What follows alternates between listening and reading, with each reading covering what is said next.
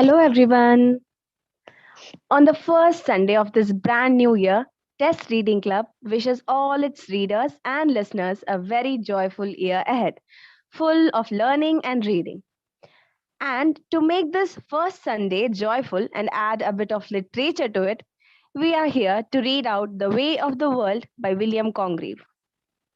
To all the new members who have joined here for the first time, let me just inform you that TES Reading Club members read out classical works in English every Sunday. So, if you wish to read along on YouTube live every Sunday at 2 p.m., do join TES Reading Club on Telegram. So, without any further delay, let's start. Over to Deepak for prologue. Prologue. Of those few fools, who with all ill stars are cursed, sure scribbling fools, called poets, fear the worst. For they are a sort of fools which fortune makes, and after she has made them fools, forsake. With nature's oaths, 'tis quite a different case, for fortune favours all her idiot race. In her own nest the cuckoo gives eggs we find, over which she broods to hatch the changeling kind. No portion for her own she has to spare, so much she dotes on her adopted care. Poets are bubbles by the town drawn in, suffered at first, some thrilling stakes to win. But what unequal hazards do they run? Each time they write, they venture all they have gone. The squire that's buttered still is sure to be undone. This author, heretofore, has found your favor, but pleads no merit from his past behavior. To build on that might prove a vain presumption, should grants to poets made admit resumption. And in Parnassus, he must lose his seat, if that he found a forfeited state.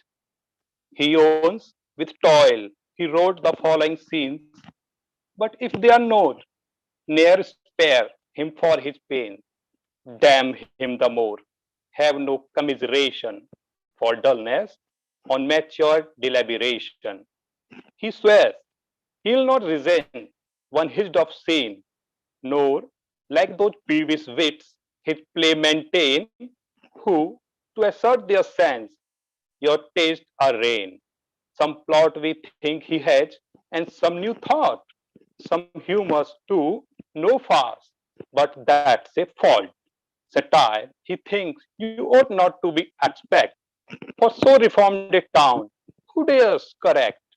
To please this time has been his sole pretense. He'll not instruct, lest it should give offense. Should he by chance a knave or fool expose, that hurts none here, sure here are none of those. In short, our play shall, with your leave to show it, give you one instance of a passive poet, who to your judgments yields all resignation, so save or damn after your own discretion.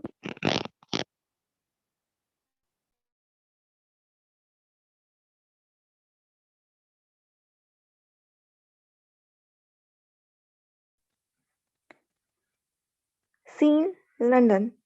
The time equal to that of presentation. Act 1, Scene 1. A chocolate house.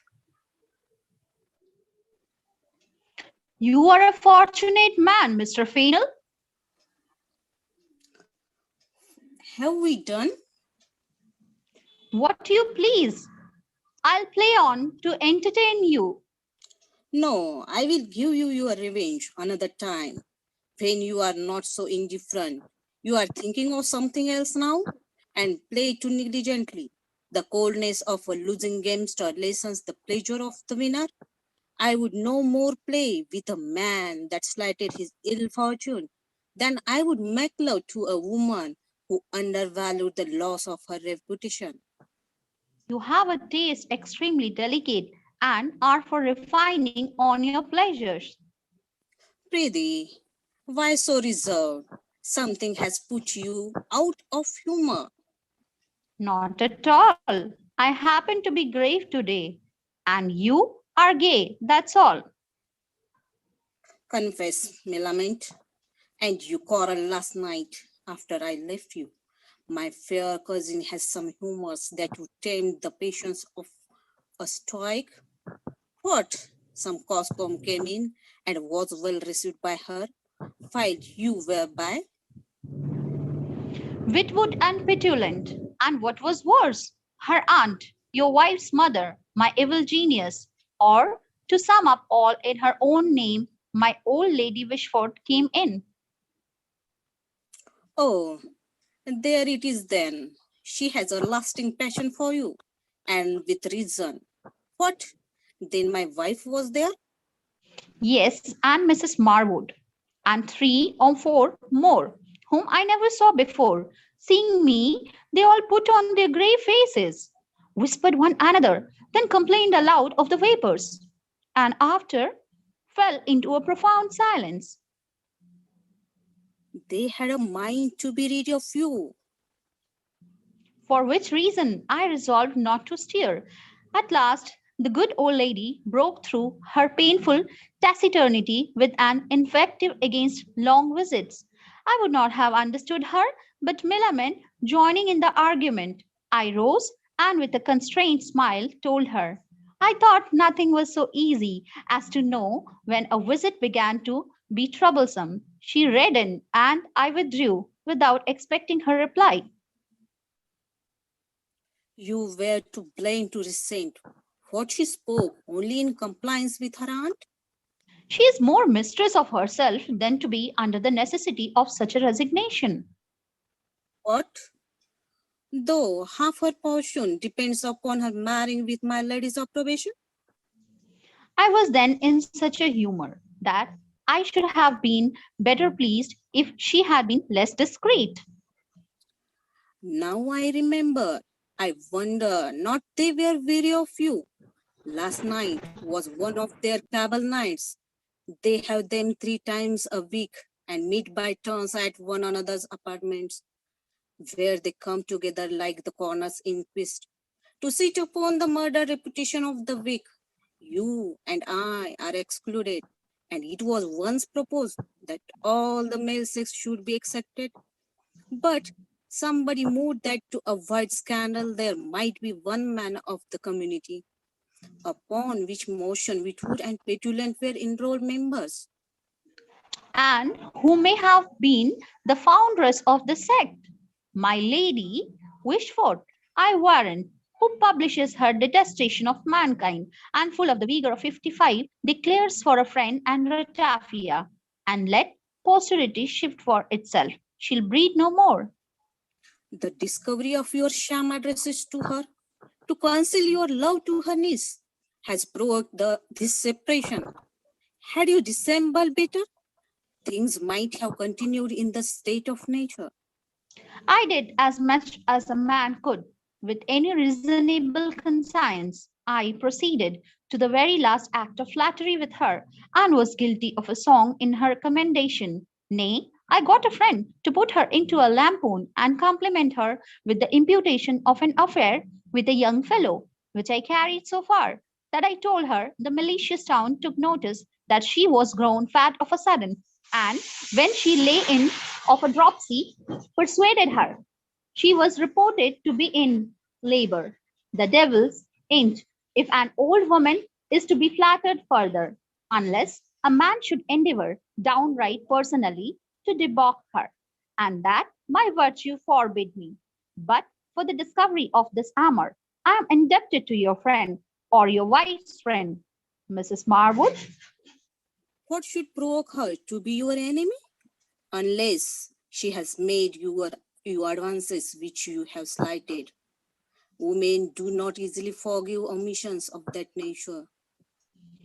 She was always civil to me, till of late. I confess I am not one of those coxcombs who are apt to interpret a woman's good manners to her prejudice, and think that she who does not refuse them everything can refuse them nothing.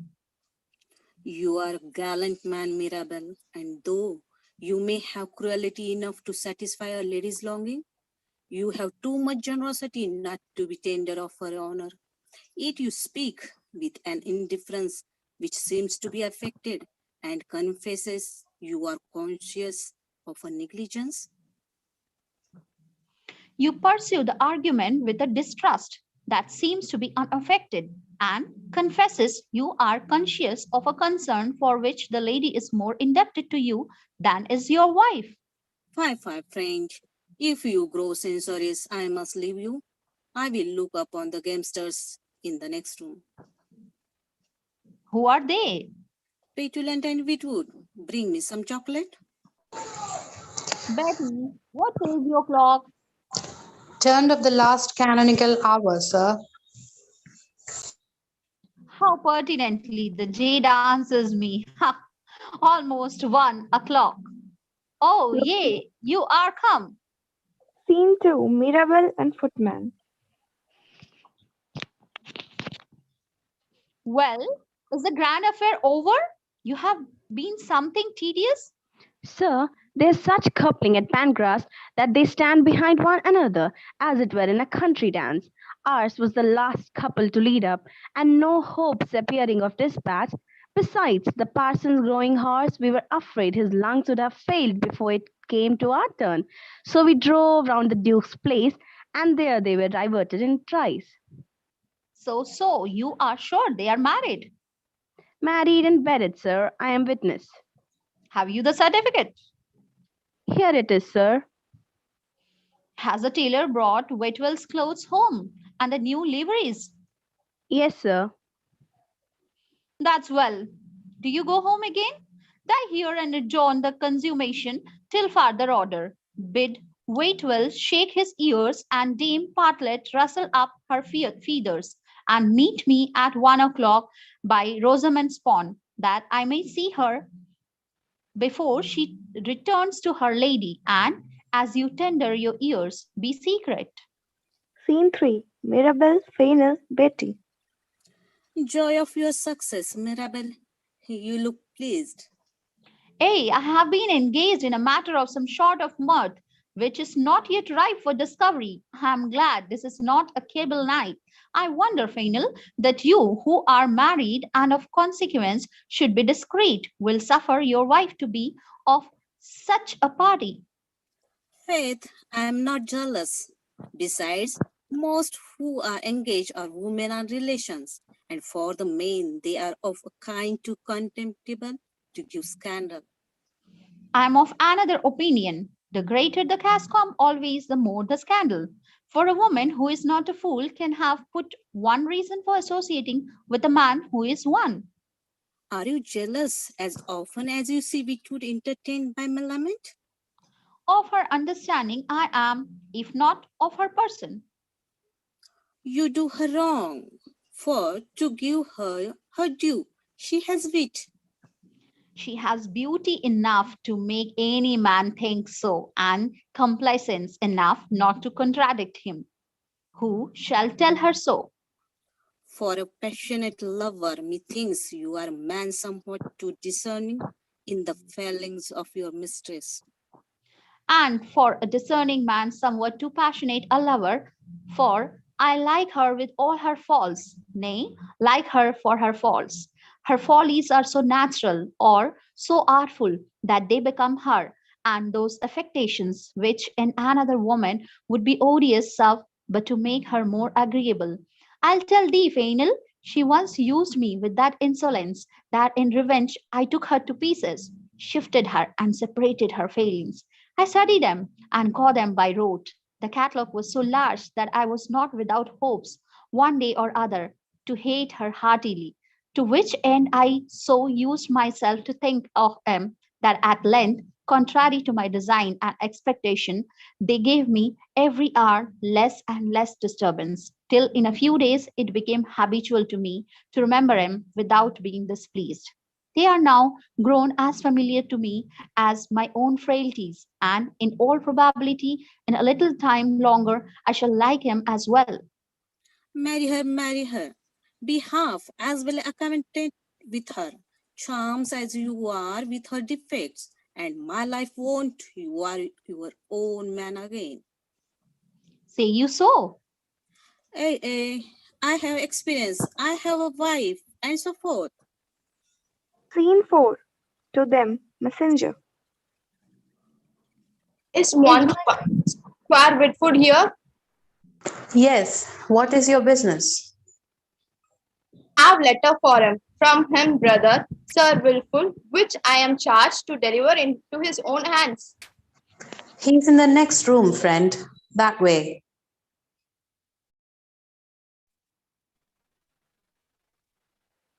Scene 5, Mirabelle, Fainal, Betty. What? Is the chief of that noble family in town Sir Wilful Wishfort? He is expected today. Do you know him? I have seen him. He promises to be an extraordinary person. I think you have the honor to be related to him. Yes, he is half-brother to this Wishfort by a former wife who was sister to my Lady Wishfort, my wife's mother. If you marry Milament, you must call cousins too. I had rather be his relation than his acquaintance. He comes to town in order to equip himself for travel. For travel? Why, the man that I mean is above 40. No matter for what, it is for the honor of England that all Europe should know we have blockheads of all ages. I wonder there is not an act of parliament to save the credit of the nation and prohibit the exportation of fools. By no means, it is better as it is. It is better to trade with a little loss than to be quite eaten up with being overstocked. Pray, are the follies of this knight errant and those of the squire, his brother, anything related? Not at all. Witwoud grows by the night like a medlar crafted on a crab. One will melt in your mouth and together set your teeth on edge. One is all pulp and the other all core. So one will be rotten before he be ripe, and the other will be rotten without ever being ripe at all. Several fuel as an old mixture of bashfulness and obstinacy.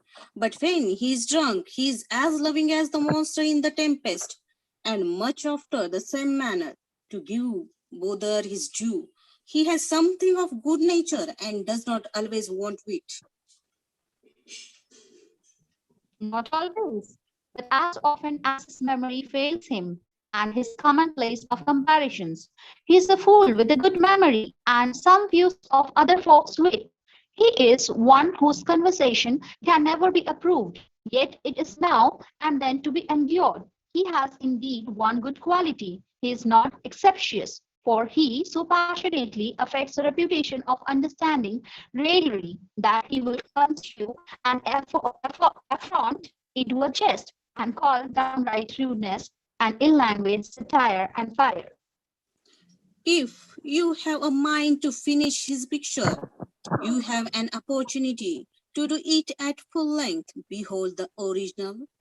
Scene 6, Witwoud to them. Afford me your compassion, my dears. Pity me.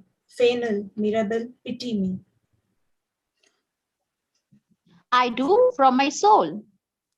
Why? What's the matter? No letters for me, Betty. Did not a messenger bring you one but now, sir? Hey, but no other? No, sir. That's hard. That's very hard. A messenger, a mule, a beast of burden. He has brought me a letter from the fool, my brother, as heavy as a penny in a funeral sermon, or a copy of commendatory verses from one poet to another.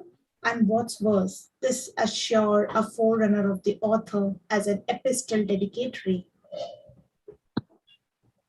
A fool and your brother Witwoud? Hey, my half-brother he is, no nearer upon honor.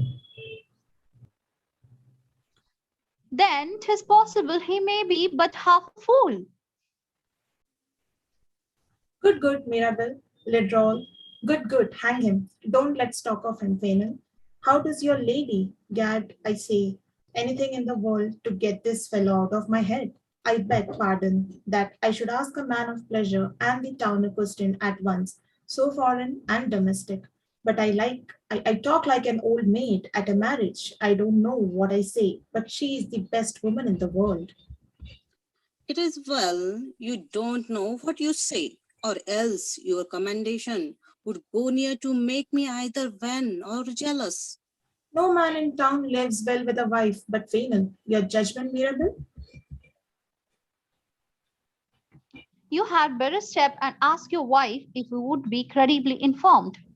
Mirabelle?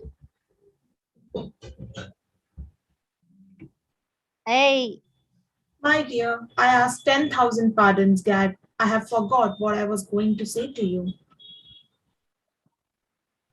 I thank you heartily, heartily. No, but prithee excuse me. My memory is such a memory. Have a care of such apologies, Whitwood, for I never knew a fool, but he affected a complaint either of the spleen or his memory. What have you done with Petulant? He is reckoning his money. My money it was. I have no luck today. You may allow him to win off you at play, for you are sure to be too hard for him at repartee. Since you monopolize the wit that is between you, the fortune must be his, of course. I don't find that Petulant confesses the superiority of wit to be your talent, Whitwood. Come, you are a malicious now and would breed debates. Petulant's my friend and a very honest fellow and a very pretty fellow and has a smattering faith and troth. A pretty deal of an odd sort of a small wit, nay. I'll do him justice. I'm his friend. I won't wrong him. And if he had any judgment in the world, he would not be altogether contemptible. Come, don't detract from the merits of my friend. You don't take your friend to be over nicely bred. No, hang him. The row has no manners at all. That I must own no more breeding than a Bombay, and I grant you this pity. The fellow has fire and life. What? Courage.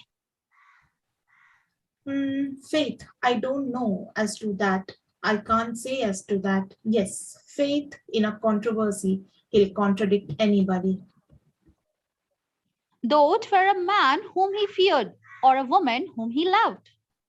Well, he does not always think before he speaks. We have all our failings. You are too hard upon him. You are, Faith.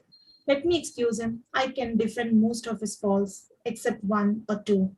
One he has, that's the truth on it. If he were my brother, I could not acquit him. That needed, I would wish were otherwise. Hey, Mary, what's that, Whitwood? Oh, pardon me. Expose the infirmities of my friend. No, my dear, excuse me there. What? I warrant he is unsincere, or it's some such trifle. No. What if he be? There's no matter for that. His wit will excuse that. A wit would no more be sincere than a woman constant. One argues a decay of parts and the other of beauty. Maybe you think him too positive. No, he is being positive in an incentive to argument and keeps up conversation. Too illiterate. That's his happiness. His want of learning gives him the more opportunities to show his natural parts. He wants words. Hey, but I like him for that now, for his wants of words gives me the pleasure very often to explain his meaning. He is impudent. No, that's not it. Vain? No, What? He speaks unreasonable truths, sometimes because he has not wit enough to invent an evasion. truths. No, since you will have him, I mean, he never speaks truth at all. That's all. He will lie like a chambermaid or a woman of quality's potter. Now, that is a fault. Scene 7. Coachman to them. Is Master Petulant here, mistress? Yes. 3 gentlemen in a coach would speak with him. Oh, brave Petulant 3. I'll tell him. You must bring 2 dishes of chocolate and a glass of cinnamon water. Scene 8. Mirabelle, Fennel, Whitwood. That should be for 2 fasting strumpets and a pot troubled with wind. Now you may know what the 3 are. You are very free with your friend's acquaintance. AA. Friendship without freedom is as dull as love without enjoyment, or wine without toasting. But to tell you a secret, these are trulls whom he allows coach hire and something more by the week to call on him once a day at public places. How? You shall see he won't go to him because there's no more company here to take notice of him. Why, this is nothing to what he used to. Before he found out this way, I have known him call for himself. Call for himself. What does do mean? Me? Why, he would slip you out of his chocolate house just when you had been talking to him. As soon as your back was turned, whip, he was gone. Then trip to his lodging, clap on a hood and scarf and a mask, slap into a hackney coach, and drive hither to the door again in a thrice. There he would send in for himself, that I mean, call for himself, wait for himself, nay, and what's more, not finding himself, sometimes leave a letter for himself. I confess this is something extraordinary. I believe he waits for himself now. He is so long a coming. Oh, I ask his pardon. Scene 9. Petulant, Mirabelle, Fennel, Whitwood, Betty. Sir, the court stays. Well, well, I come. But a man had as good be a professed midwife as a professed whoremaster. At this rate, to be knocked up and raised at all hours, and in all places. Poxon him, I won't come. Die here, tell him I won't come. Tell him snivel and cry their hearts out. You are very cruel, Petulant. All's one. Let it pass. I have a humor to be cruel. I hope they are not persons of condition that you use at this rate. Condition. Condition's a dried fig. If I am not in humor. By this hand, if they were your what calls themselves, they must wait or rub off. If I want appetite. What do you call them? What are they, Whitwood? Empresses, my dear, but your what do you call him? He means Sultana queens. Eh, Roxolonas. Cry you mercy. Whitwood says they are. What does he say? They are. I? Fine ladies, I say. Pass on, Whitwood. Harkey, by this light, his relations, two co-heiresses, his cousins, and an old aunt who loves caterwauling better than a conventicle. I had a mind to see how the row would come off. Gad, I can't be angry with him if he had said they were my mother and my sisters. No. No, the rogue's wit and readiness of invention charm me, dear Petulant. They are gone, sir, in great anger. Enough. Let him trundle.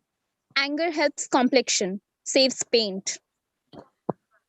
This continence is all dissemble.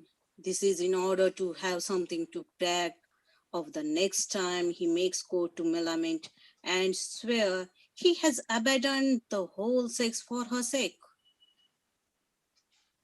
Have you not left off your impudent pretensions there yet? I shall cut your throat sometime or other, Petulant, about that business. Let that pass. There are other throats to be cut. Meaning mine, sir? Not. I mean nobody. I know nothing. But there are uncles and nephews in the world, and they may be rivals. What then? All's one for that. How? Harkee, Petulant, come hither, explain, or I shall call you interpreter. Explain. I know nothing. Why, you have an uncle, have you not? Lately come to town and lodges by my lady Wishfort's? True. Why, that's enough. You and he are not friends, and if he should marry and have a child, yon may be disinherited, huh? Where hast thou stumbled upon all this truth? All's one for that. Why? Then say I know something. Come, thou art an honest fellow, petulant, and shalt make love to my mistress. Thou shalt faith. What hast thou heard of my uncle? I, nothing. I, if throats are to be cut, let swords clash. Snug's the word. I shrug and am silent. Oh, raillery, raillery, come. I know thou art in the woman's secret. What, you are a Kabbalist. I know you stayed at Milament's last night after I went. Was there any mention made of my uncle or me? Tell me, if thou hadst but good nature equal to thy wit, petulant, Tony Whitwood, who is now thy competitor in fame, would show as dim by thee as a dead witting's eye by a pearl of Orient. He would no more be seen by thee than Mercury is by the sun. Come, I'm sure thou won't tell me. If I Thou do, would tell me. will you grant me common sense? Then for the future? Faith, I'll do what I can for thee, and I'll pray that heaven may grant in thee in the meantime. Well, Harky, Petulant and you both will find Mirabelle as warm a rival as a lover. Sure. That she laughs at petulant is plain, and for my part, but that is almost a fashion to admire her. I should, Haki, to tell you a secret, but let it go no further between friends. I shall never break my heart for her. How? She is handsome, but she is a sort of an uncertain woman. I thought you had died for her. No. She has wit. Does what she will hardly allow anybody else. Now, Demi, I should hate that. If she were as handsome as Cleopatra, Mirabelle is not so sure of her as he thinks for. Why do you think so? We stayed pretty late there last night and heard something of an uncle to Mirabelle who's lately come to town and is between him and the best part of his estate. Mirabelle and he are at some distance, as my Lady Wishfort has been told. And you know, she hates Mirabelle worse than a quacker hates a parrot, or than a fishmonger hates a hard frost. Whether this uncle has seen Mrs. Millamant or not, I cannot say. But there were items of such a treaty being in embryo, and if it should come to life. Poor Mirabelle would be in some sort of unfortunately forked by fate. It is impossible Millamant should hearken to it. Fate, my dear, I can't tell. She's a woman and a kind of a humorist. And this is the sum of what you could collect last night. the quaintessence. Maybe Whitwood knows more. He stayed longer. Besides, they never mind him. They say anything before him. I thought you had been the greatest favorite. A, TT, but not in public because I make remarks. You do? Fox, I'm malicious, man. Now he's soft, you know. They are not in awe of him. The fellow's well bred. He is what they call him, a fine gentleman. But he is a silly whittle. I thank you. I know as much as my curiosity requires, Fainil. Are you for the mall? Hey, I will take a turn before dinner. Hey, we'll all walk in the park. The lady stopped off being there.